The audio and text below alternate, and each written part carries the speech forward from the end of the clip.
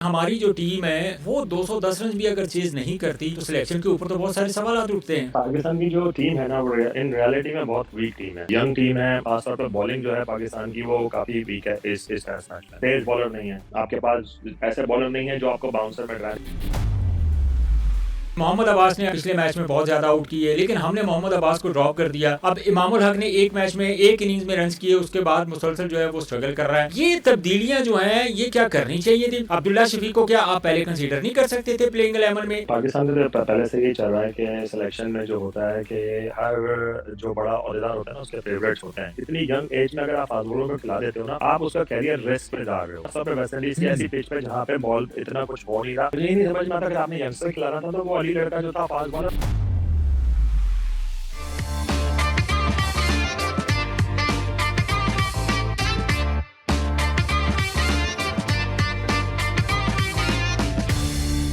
बिस्मिल्लाहिर्रहमानिर्रहीम। Public sports में खुशामदीद नाजरीन। जैसे कि आपको पता है कि पाकिस्तान और वेस्ट इंडीज़ के दरमियान दूसरा टेस्ट मैच खेला जा रहा है। पहला टेस्ट मैच पाकिस्तान हार गया था और एक बहुत कम टोटल मिला था पाकिस्तान को वो मैच चेस करने के लिए, वो टोटल चेस करने के लिए, लेकिन अनफॉर्चुनेटली पाकिस्तान वो टोटल चेस नहीं कर पाया। दूसरा टेस्ट मैच जारी है, आज तीसरे दिन का खेल शुरू होने जा रहा है और पहली इनिंग्स में वेस्ट इंडीज़ ने 344 रन 344 रन बनाए हैं और उसके जवाब में पाकिस्तान अभी तक सिर्फ दो खिलाड़ियों के नुकसान पर 266 रन बना चुका है।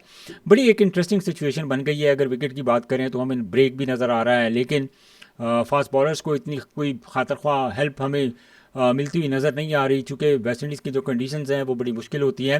लेकिन जो सबसे शानदार और अच्छी चीज़ इस टेस्ट मैच में हमें नज़र आई है वो है बाबर आजम का कंटिन्यू रन्स करना। 86 पे अभी तक वो नॉट आउट हैं और इनके साथ अगर बात करें अब्दुल्ला शफीक जो अपना पहला टेस्ट मैच खेलने GSL खेलने गए थे, लेकिन मैं अप्रिशिएट करूंगा क्रिकेट बोर्ड के इस इकदाम को कि उन्होंने इस चीज़ को रियलाइज़ किया कि अब्दुल्ला शफीक इस वक्त वेस्ट इंडीज़ में मौजूद हैं और उनको टेस्ट स्क्वाड का हिस्सा बनाया। अब्दुल्ला फजल अनफिट हुए और अल्लाह जो करता है वो बेहतरी ही होता है और इंसान की बेहतरी के लिए होता है।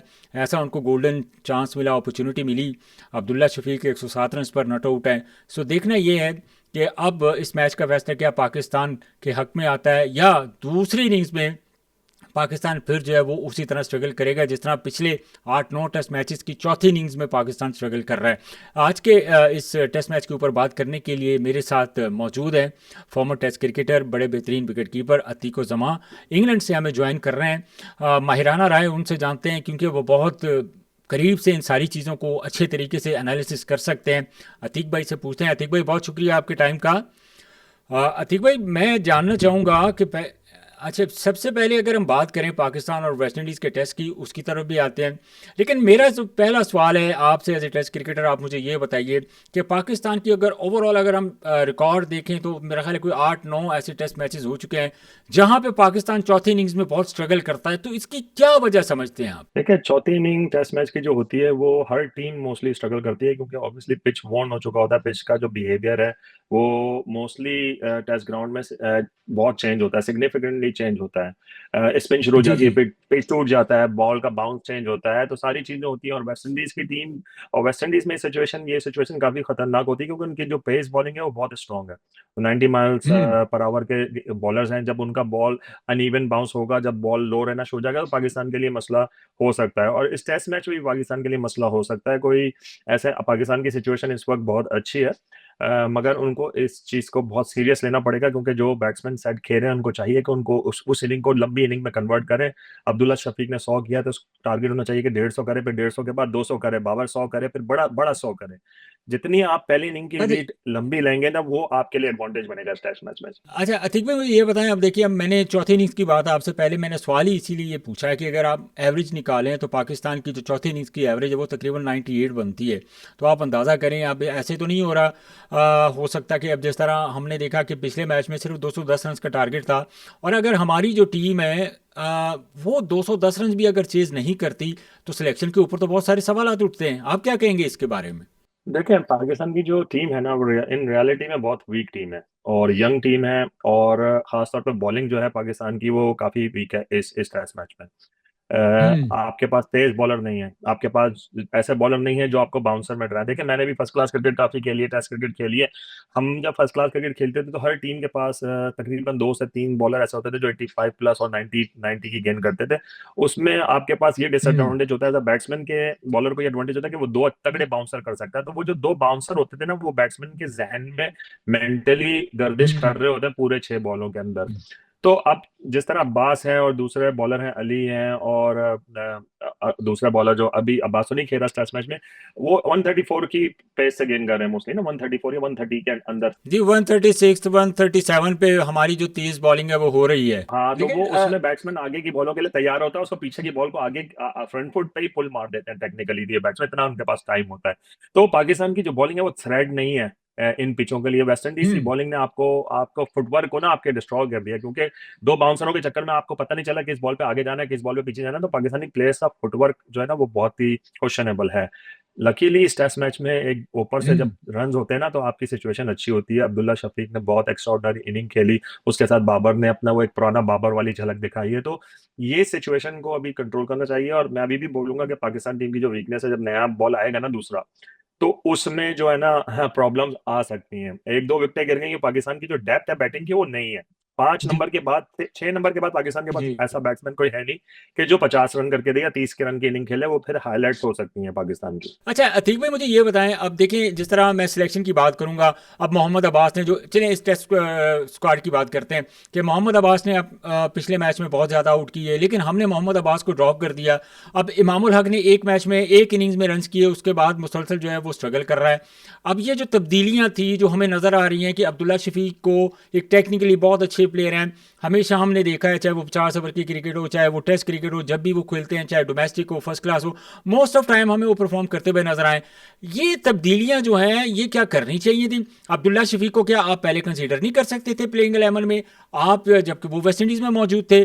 तो मतलब ये जो सिलेक्शन है, अब मेरी समझ से तो ये चीज़ें बाहर थी कि एक बॉलर ने दोनों इनिंग्स में आउट किया, आपने उनको जो है ना वो मैच से ड्रॉप कर दिया एक लड़के को डेब्यू करवाने के लिए। और जब अगर बॉलिंग की बात करें तो हमारी जो तेज़ रफ्तार बॉलिंग है वो ऐसा भी नहीं है कि कोई 150 प्लस से बॉलिंग करता हो। तो इस सिलेक्शन के बारे में आप क्या कहेंगे जो प्लस माइनस हो रहे हैं, और बहुत सारे ऐसे लड़के जो डिजर्व करते थे कि यार ये लड़के अगर खेलेंगे तो पाकिस्तान जीत सकता है, लेकिन वो सिलेक्शन उसके बिल्कुल जो है ना ऑपोजिट हुई हमें जो मैच में नजर आया है। देखिए, ये पाकिस्तान का तो पहले से ये चल रहा है कि सिलेक्शन में जो होता है कि हर जो बड़ा ओहदेदार होता है ना उसके फेवरेट्स होते हैं। और उबैद शाह का भी जो हम्म। सिलेक्शन है, मुझे देखिए उबैद शाह के खिलाफ मैं कोई बात नहीं करना चाहता। यंगस्टर है, अच्छा बॉलर है और उसके पास बहुत टाइम है इंप्रूव करने का। अगर आप फास्ट बॉलर देखें, बहुत फास्ट बॉलर के पास ये जो मोहम्मद आसिफ और ये मोहम्मद अली, अब्बास, मोहम्मद आमिर और ये लोग जो विकेट लेते थे ना, तो इनके पास एक हीप्स ऑफ एक्सपीरियंस है डोमेस्टिक क्रिकेट का। इनको पता है कि हम्म। बॉल की किस पिच पे किस लेंथ पे बॉल फेंकना है, विकेट को किस तरह यूज करना है, बैट्समैन को किस तरह डिसीव करना है। अभी आप इतनी यंग एज में अगर आप फास्ट बॉलर को खिला देते हो ना, आप उसका कैरियर रिस्क में डाल रहे हो। हम्म। खासतौर पे वेस्ट इंडीज की ऐसी हम्म। पिच पे जहां पे बॉल इतना कुछ हो नहीं रहा, आप रिस्क में डाल रहे हो। तो मुझे ही नहीं समझ में आता, अगर आपने यंगस्टर खिलाना था तो वो अली लड़का जो था फास्ट बॉलर। ये मैं ये बात करने लगा कि अली रजा के बारे में आपका ये कहना है कि वो अभी मतलब उसको तैयार कर रहे हैं, और दूसरी तरफ से आपने उबैद शाह को जो है ना वो टेस्ट मैच में खिला दिया, और टेस्ट मैच तो वही। तैयार नहीं कर रहे, खराब कर रहे हैं उसको। तैयार करें, नेशनल एकेडमी में जितने भी बॉलर का आप मुझे बताएं। नेशनल एकेडमी का एक ये पुराना रिकॉर्ड है, मैं किसी पे क्रिटिसाइज नहीं कर रहा, मैं ये आपको एक रिकॉर्ड बता रहा हूँ। जो भी बॉलर वहां पे गया है तैयार होने के लिए, वो खराबी होकर आया है। आपने जो हम्म। जेन्युइन इन स्विंग बॉलर होता था, अनवर अली की मिसाल देता हूँ, इरफान फाजिल की मिसाल देता हूँ। इरफान फाजिल का जेन्युइन अवे स्विंग होता था, 90 माइल से गेंद करता था, उसको इन स्विंग सिखाने के चक्कर में उसका अवे स्विंग भी खत्म कर दिया। अनवर अली को हम्म। अवे स्विंग सिखाने के चक्कर में उसका इन स्विंग भी खत्म कर दिया। तो एकेडमी में जितने कम जाए बॉलर्स इंडिविजुअली, वो बेटर है उनके लिए। ठीक है, अगर आपने हम्म। आपने अली को खिलाना है, अली तो तैयार प्रोडक्ट है आपका, पीएसएल में खेल रहा है, परफॉर्म कर रहा था, 90 माइल के करीब गेंद कर रहा है वो। अगर आपने किसी को खिलाना है तो उस बॉलर को खिलाओ, उसके पास एग्रेशन है। बैट तो अभी बच्चा है, अभी उसने कितनी फर्स्ट क्लास क्रिकेट खेली है, कितनी परफॉर्मेंस की है। आप हम्म। ये चीजें थोड़ा पीसीबी को सोचना चाहिए कि एक प्लेयर की ग्रोथ किस तरह होती है। क्योंकि हमारे पास तो कोई अपॉर्चुनिटी नहीं है ना, कोई ऑप्शन ही नहीं है हमारे पास। अगर हम इन फास्ट बॉलर्स को अब लेके, अब देखिए, अब सबसे ज़्यादा बात की जाती है अतीक भाई के, हमारे पास ये जो उबैद शाह की बात की जाती है, हुनैन शाह की बात की जाती है, अली रज़ा की बात की जाती है, हमारे और एक दो फास्ट बॉलर जिनके ऊपर एकेडमी में काम हो रहा है और उनको तैयार कर रहे हैं, जो 140 145 प्लस से वो बॉलिंग कर रहे हैं। सो इनके अलावा अगर आप थोड़ा भी डोमेस्टिक को या फर्स्ट क्लास को फॉलो कर रहे हैं, तो इनके अलावा आपको कोई ऐसा बॉलर नज़र आया है जो डिफरेंट बॉलर हो, जो 150 के करीब कोई बॉल करता हो? हमारे यहाँ पे जो 150 के बॉलर हैं वो तो टेस्ट क्रिकेट खेलते ही नहीं है। तो फिर हमें इसी तरह के बॉलर से काम लेना पड़ेगा ना। देखें, बॉलर जो आपके पास थे आपने उनको बनाया नहीं, उनको सिचुएशन था आपके पास, आकिब जावेद अच्छा बॉलर था, आपने उसको तैयार नहीं किया, आपने उसको कर दिया। वो काउंटी क्रिकेट उसको यूटिलाइज कर रही है, मगर पाकिस्तान क्रिकेट उसको यूटिलाइज नहीं करती। वो एक ऐसा बॉलर था कि उसका एक एक्स्ट्रा बाउंस था, उसका जंप एक्स्ट्रा हाई होता था, उसकी स्विंग भी अच्छी थी, और वो लेफ्ट आर्म बॉलर था। तो आपके पास लेफ्ट आर्म बॉलर तो है ही नहीं ना, कहाँ है आपके पास लेफ्ट आर्म बॉलर? हम्म। आपने जितने भी डोमेस्टिक के परफॉर्म देखें, जो डोमेस्टिक के परफॉर्मर होते हैं ना, जो अच्छे, जिन्होंने सालों साल डोमेस्टिक क्रिकेट खेली होती है, वो हम्म। आके कुछ ना कुछ करते ही हैं यहाँ पे।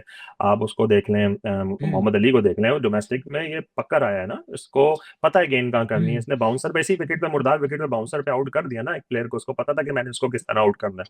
तो एक्सपीरियंस जो होता है ना, हम्म। बहुत इंपॉर्टेंट होता है, खासतौर पर बॉलिंग में। आप जब नए लड़के को खिलाते हो, आप उसको खिलाओ ऐसी जगह पे जहाँ पे उसकी जो एबिलिटी है ना, वो मैच कर जाए पिच की और सिचुएशन से, और ग्राउंड की सिचुएशन से, और टीम की सिचुएशन से मैच करे। आप एक को वेस्ट इंडीज में डेब्यू करा रहे हम्म। हो, आप उसका करियर रिस्क में डाल रहे हो। तो ये मैं इन चीज़ों के अगेंस्ट हूँ, मगर मेरे ख्याल से सेलेक्टर जो है वो ज़्यादा पढ़े लिखे हैं, उनको ज़्यादा इन चीज़ का आइडिया है। उनको पता है कि उन्होंने प्लेयर्स बनाए हैं मुस्तक प्रीवियस उनके करियर में, उन्होंने बहुत बड़े बड़े प्लेयर बनाए होंगे, तो उनको पता है।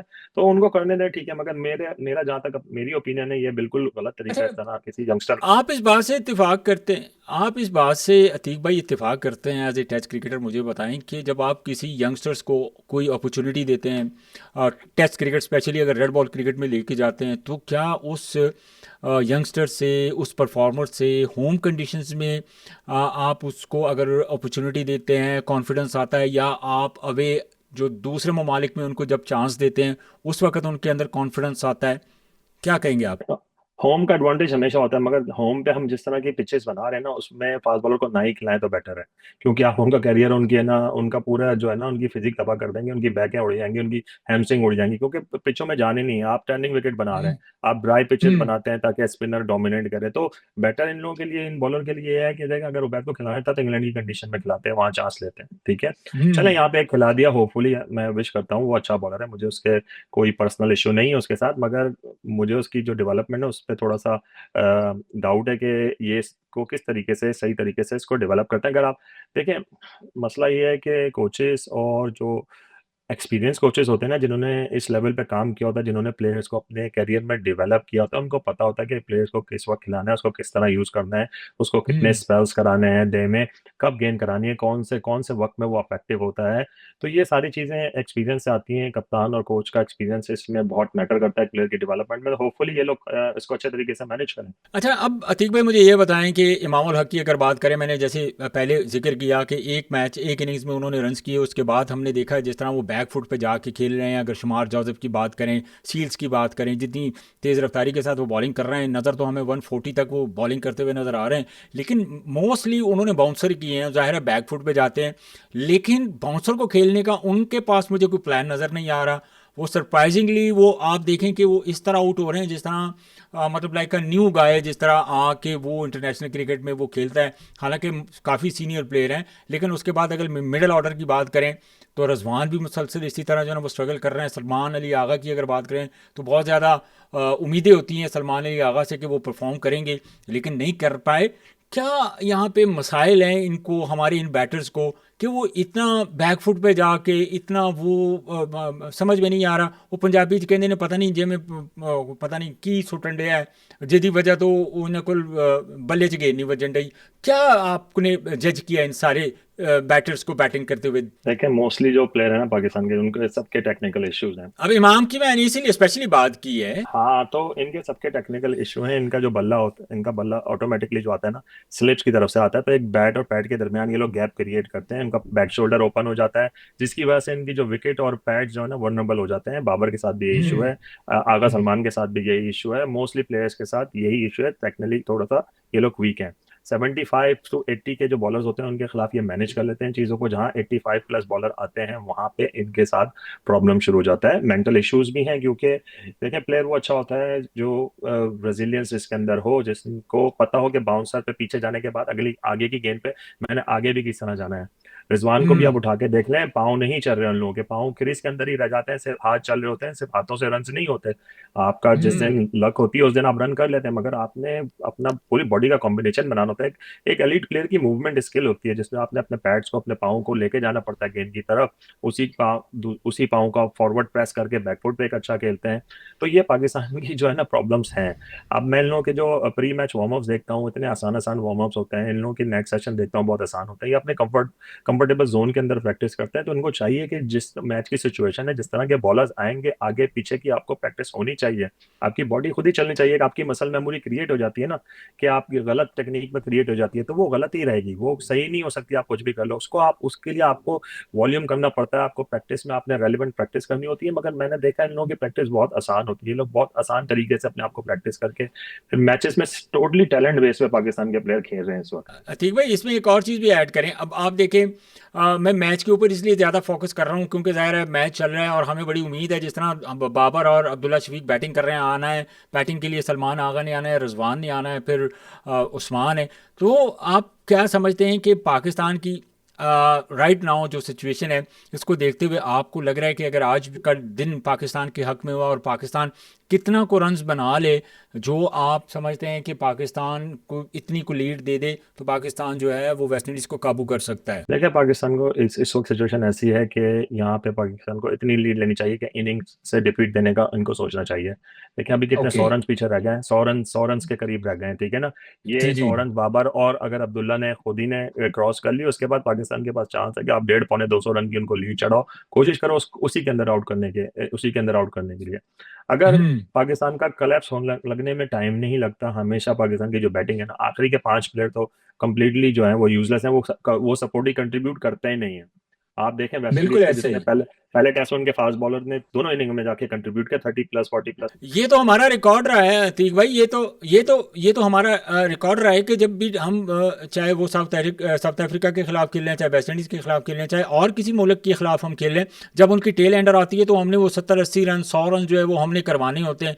मतलब ये भी तो हमारे लिए एक पॉइंट है ना, हमारा वीक पॉइंट है, जिसकी वजह से हम पूरा मैच ही हार जाते हैं। देखिए पहले का जमाना था जब वकार भाई, वसीम भाई, शोएब अख्तर गेंद कर रहे होते थे तो वो 5 मिनट लगते थे टेल को उड़ाने में, क्योंकि उनकी पेस थी। वैसे ही उनकी है। यॉर्कर्स 90 प्लस की यॉर्कर्स करते थे, वहां से एक बाउंसर करके अगला बॉल गिट्टों पे करते थे, डंडे उखड़ जाते थे। अब के जो बॉलर्स हैं उनकी 125 120 30 की मैक्सिमम पेस है, उसमें वही अपनी स्विंग पे वो कंट्रोल करने की कोशिश करते हैं कि स्विंग से इन एंड आउट करते हैं, जिसमें टेल एंडर के लिए बहुत आसान होता है क्योंकि वो स्लॉगर होते हैं। उनको जो स्लॉट में गेंद मिलती है वो अच्छी हिटिंग कर लेते हैं। उनको यॉर्कर और हम्म। बाउंसर खेलना नहीं आता, और हमारे बॉलर्स की कोई बाउंसर इतनी तेज नहीं है जो किसी को परेशान कर सके। तो ये हमारा प्रॉब्लम है जिसकी अच्छा। वजह से हमसे टेल आउट नहीं होती। और हमारी जो टेल है वो इसी का शिकार हो रही है। जो हम पहले दूसरों को दवा देते थे ना, हम आज वही दवा खुद खा रहे हैं हम कि हम हमारे अगेंस्ट जो बॉलर है वो 90 प्लस की गेंद करके हमारी टेल को मजे से उड़ा देते हैं। तो अब अभी ये जो 5 बैट्समैन है, इसके बाद रिजवान और आगा सलमान है, अगर ये लोग लंबी इनिंग करेंगे, 150 पौने 200 की पाकिस्तान लीड लेता है तो पाकिस्तान का चांस है।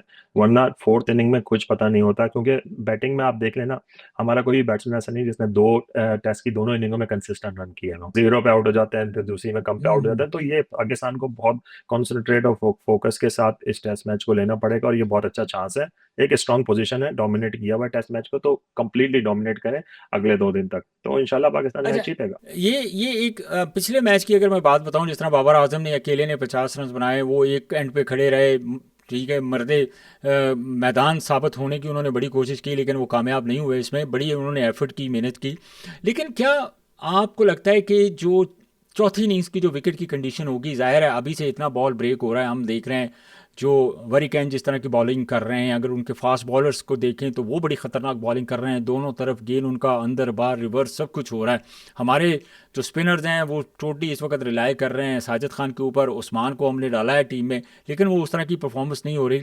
अब मसला ये है कि क्या चौथी इनिंग्स में जब विकेट की ये कंडीशन होगी, तो आपको पता है कि आज तीसरा दिन है, तो आज के दिन से लेके 5वें दिन तक विकेट किसको ज़्यादा सपोर्ट करेगी? देखिए बॉलर को सपोर्ट करेगी, बॉलर को सपोर्ट करेगी। अगर पाकिस्तान की सिचुएशन इस तरह आई कि वो 150 या 140 रन चेज करने होंगे तो बहुत मुश्किल होगा उनके लिए, इतना आसान नहीं होगा।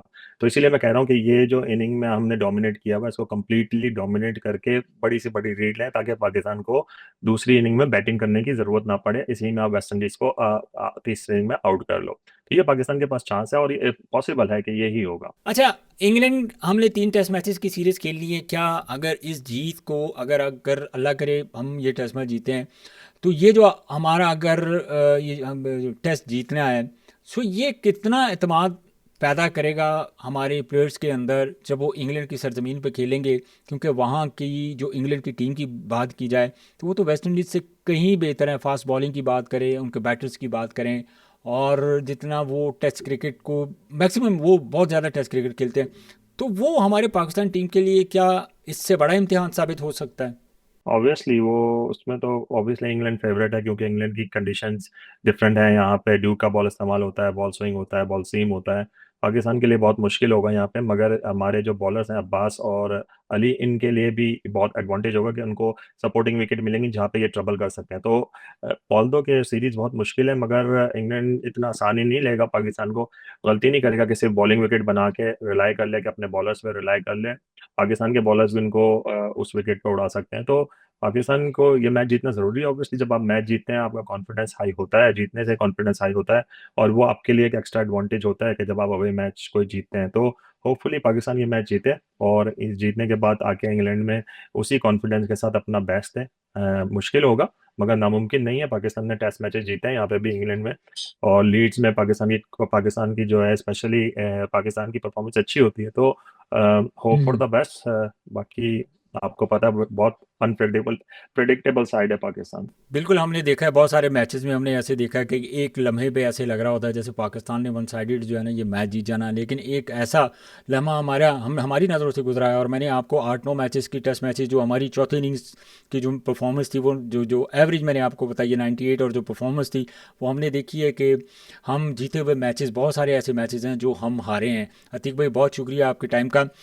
अतीक भाई की बातें आपने सुनी, एक सिंपल से एनालिसिस थे पाकिस्तान और वेस्ट इंडीज़ के दरमियान जो टेस्ट मैच चल रहा है, और इससे पहले जो टेस्ट मैच हुआ, और आगे जो 3 टेस्ट मैचेस की सीरीज़ है इंग्लैंड में। इंग्लैंड के जब टेस्ट मैचेस होंगे तब अतीक भाई से फिर बात करेंगे, क्योंकि अतीक भाई खुद भी इंग्लैंड में होते हैं, तो वो बेहतर जो है वो हमें कंडीशंस के बारे में, स्क्वाड के बारे में, चीज़ों के बारे में इससे भी ज़्यादा जो है ना वो अच्छे एनालिसिस जो है वो हमारे साथ शेयर करेंगे। हमें भी उम्मीद करनी चाहिए कि पाकिस्तान जो है वो ये टेस्ट मैच अपने नाम करे। चलें, सीरीज़ नहीं जीतेगा तो कम से कम बराबर तो कर सकते हैं। और जैसे आकिब जावेद ने कहा था कि मुझे यही उम्मीद है कि मैं सिर्फ यही एक्सपेक्ट करता हूँ कि पाकिस्तान वेस्ट इंडीज़ में भी एक मैच जीते और इंग्लैंड में भी एक टेस्ट मैच जीते। Let's hope for the best. जैसे अतीक भाई ने कहा कि हमारी तो दुआ है कि पाकिस्तान ये टेस्ट मैच भी जीते और इंग्लैंड में अच्छा परफॉर्म करे। आज के प्रोग्राम से मुझे इजाज़त दीजिए। अपना बहुत सारा ख्याल रखिए। अल्लाह हाफिज़।